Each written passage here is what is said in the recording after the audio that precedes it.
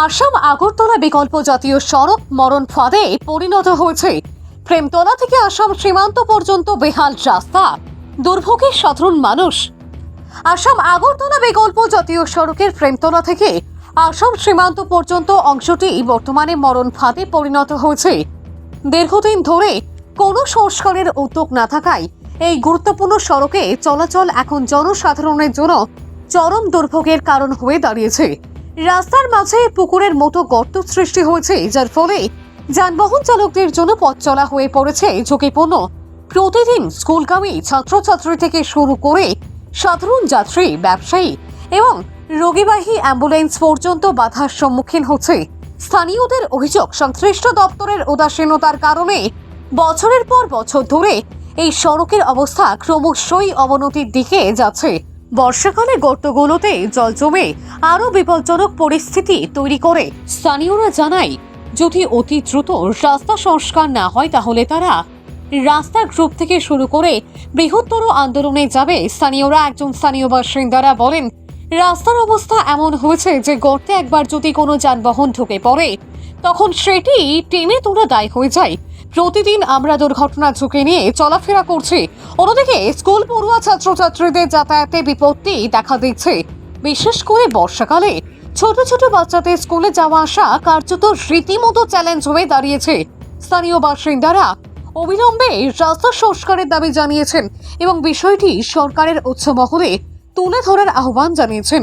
যত তাড়াতাড়ি সম্ভব রাস্তা সংস্কার না হলে জনদুর্ভোগ আরো বাড়বে এবং ভবিষ্যতে বড় ধরনের দুর্ঘটনার আশঙ্কা থেকেই যাবে বলে মনে করছেন বিশেষজ্ঞরা। ভানুচন্দ্রের রিপোর্ট, আসাম প্রাইম নেটওয়ার্ক।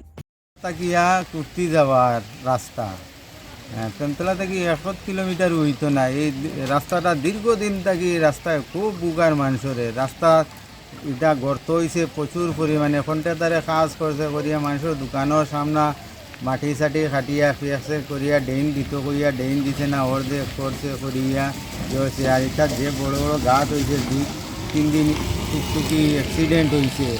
কন্ট্রাক্টরকে আমরা ফোন করলাম, বলে দাদা এইটা দোকানের সামনে দিয়ে মাটিটা খাটাইলা ইনো ড্রেন করিয়ে দিতে হয়, করিয়া দিমু করিয়া আজকে প্রায় 2.5-3 মাস হইয়া গেছে, এখন অবধি ড্রেন ট্রেন কিচ্ছু নাই। আর তো বৃষ্টি দিয়ালে খালি জল জমে। রাস্তার কন্ডিশন দেখেন, বাড়ি ঘরে ঢুকা যায় না, রাস্তার কন্ডিশন টুকটুক লইয়া মানুষ এরপরে দোকানও কাস্টমার আইতে পারে না, দোকানের সামনে ফেক থাকে। তারা কইল আরে কাজ কর্ম কইয়া তো করে না।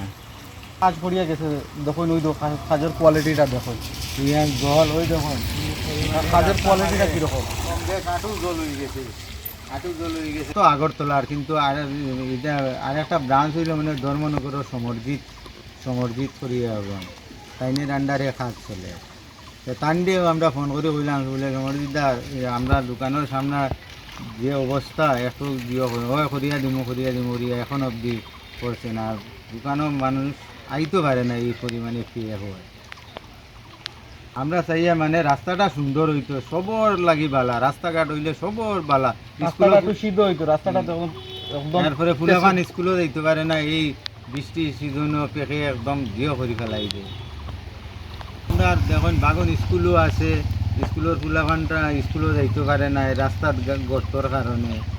বাইক সাইক গেলে, বড় গাড়ি গেলে ফুলাফানোর কাপড় টাপড় বড়াই দেয়, এমন বাজে। এটা কি আসাম আগরতলা বিকল্প জাতীয় সড়ক? তো কত নম্বর জানেননি? 8 নম্বর রাস্তা, 8 নম্বর। মেরামত করা হয় না, ড্রেন টেন করা হয় না, সুন্দর করা হয় না, তাহলে আমরা রাস্তা অবরোধ করব। আর দরকার পড়লে আমরা মুখ্যমন্ত্রীর কাছে চিঠি পাঠাই, স্কুলে ফুলাফান লইয়া আমরা রাস্তা অবরোধ করি।